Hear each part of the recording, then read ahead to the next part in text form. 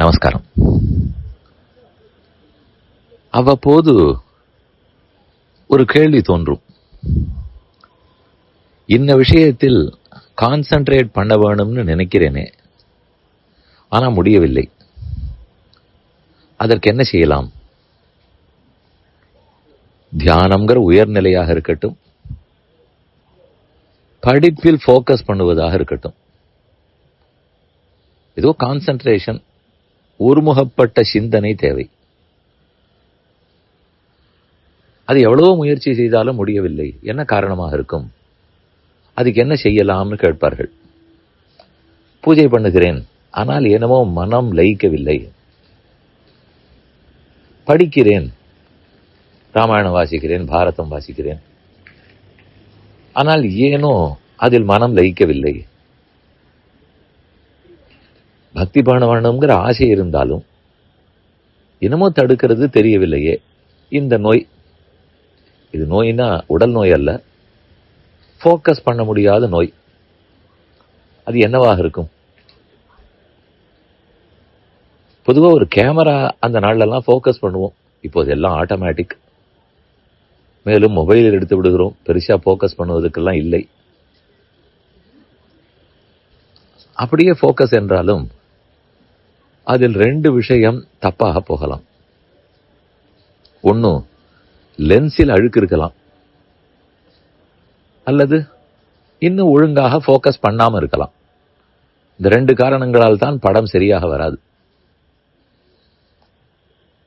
நமக்கும் ஃபோக்கஸ் இல்லையே, எதனால ஒருமுகப்படுத்த முடியவில்லை? என்ன காரணம்?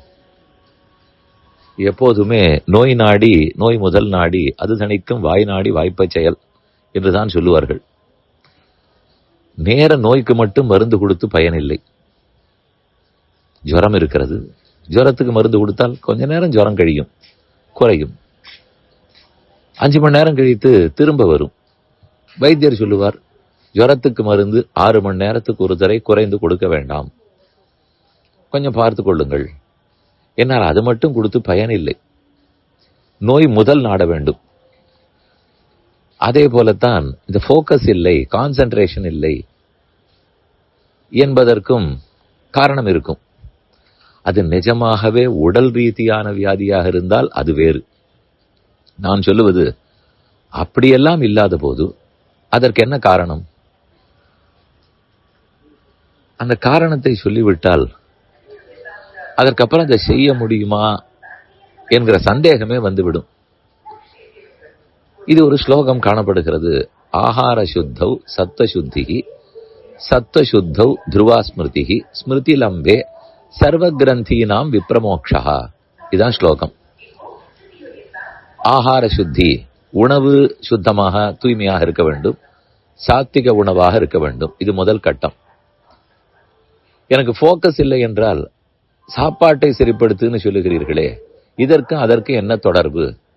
என்ன சாப்பிட்டு கொண்டிருந்தாலும் ஃபோக்கஸ் வர வேண்டாமா நீங்கள் கேட்கலாம். அப்படி முடியாது. அதுக்கு ஒரு படிக்கட்டு இருக்கிறது. ஆகாரம் சுத்தமாக இருந்தால்தான் நமக்கு சத்துவகுணம் வளரும். அடுத்தது, சத்துவகுணம் இருக்காக வேண்டுமா? ரஜோகுணத்தோடையே ஃபோக்கஸ் வராதா? தமோ குணத்தோடையே வராதானால் அப்படி வராது.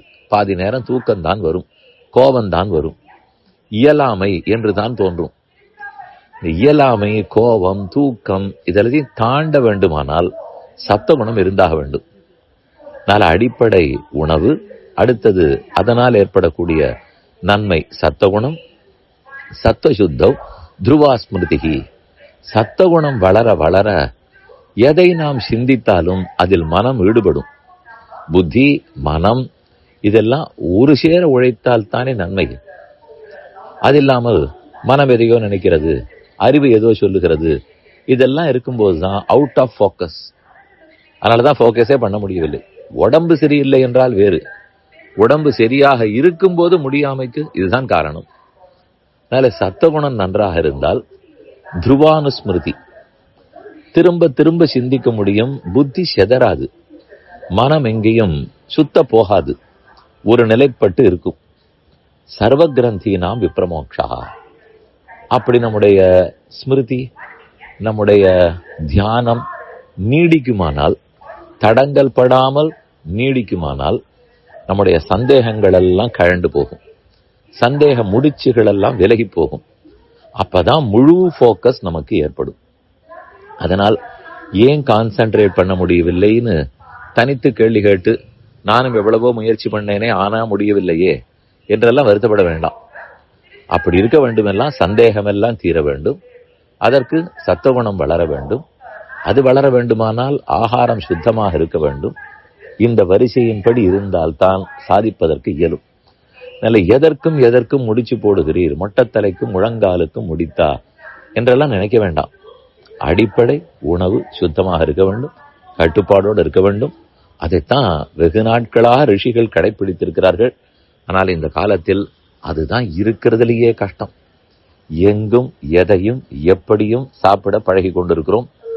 அதனால் சுத்தமான உணவுன்னு நம்ம சொல்ல போகலாம்.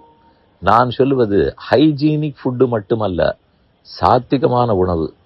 அதைத்தான் இன்னும் கணிசிக்க வேண்டும். எதை சாப்பிடலாம், எதை சாப்பிடக்கூடாது, பகவானுக்கு படைத்து விட்டுத்தான் சாப்பிடுகிறோமா, சுத்தமான இடத்தில் உணவு உண்கிறோமா, எப்படி பண்ணப்பட்டிருக்கிறது, அப்போது ஏதாவது ஆச்சாரம் இருந்ததா, இது எல்லாம் சேர்த்தா தான் உணவனுடைய தூய்மை.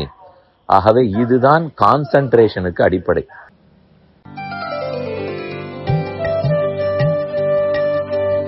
இந்த என் பணி ஆடியோவை உங்களுக்காக வழங்கியவர் வேலுக்குடி ஸ்ரீ கிருஷ்ணன் சுவாமி. இந்த ஆடியோவை தினமும் உங்கள் மொபைலில் பெற கிஞ்சித் என் பணி KINCHITENPANI